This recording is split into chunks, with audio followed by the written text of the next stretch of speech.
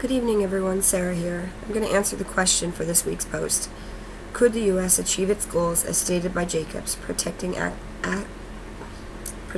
access to oil and ensuring stability in the region and preventing communism and integration? Do you think those goals are all possible? I do think that they are possible, but not during this time frame. During the 1960s, there was a lot going on, both domestic and abroad. We had the start of Vietnam, and we had the 1960s movement. So both domestically and abroad, we had a compromise. So foreign policy became a back burner. Foreign policy to the Middle East became a back burner issue. So we kind of handed it over to the State Department and to the region and saying, well, so long as you don't cut us out completely, so long as you handle this yourselves, so long as you are able to maintain some sort of agenda and program that is suitable to American national interests, to the United States, we can allow you to temporarily take over. Just keep us in mind and we will give you some sort of benefit package. Well, that was all well and good, except for the little bit of good that we had done over there was now just undone. There was a reestablishment of radical Islam that took over, and we saw with nationalism, and we saw how that with the Anglo-Saxon language and a European language that was slowly starting to take over. Well, the Arab and the Muslim region was stepped up, and they said, we don't want colonialism again. We want to maintain our own region. We want to maintain our own laws.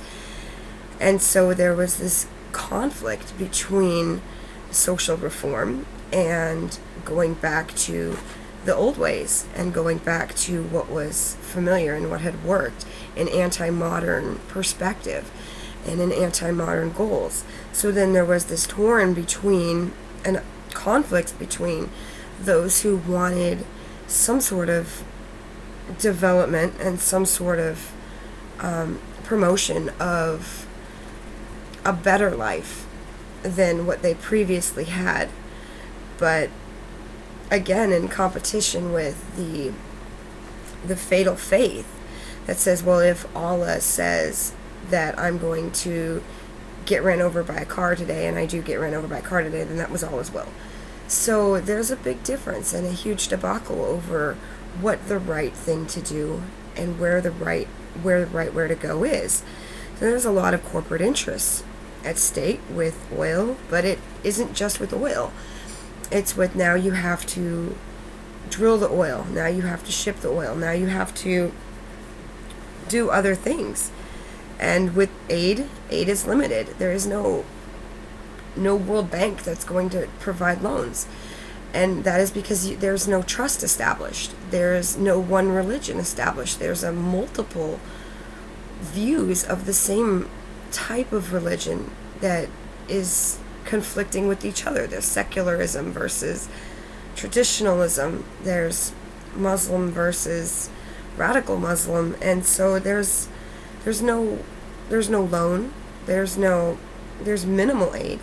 And the aid is slowly starting to get declined and reduced. So is there a way of protecting assets and ensuring national interest in the Middle East? Yes, there is, but definitely not during that time period. And we still have a lot to learn about the Middle East.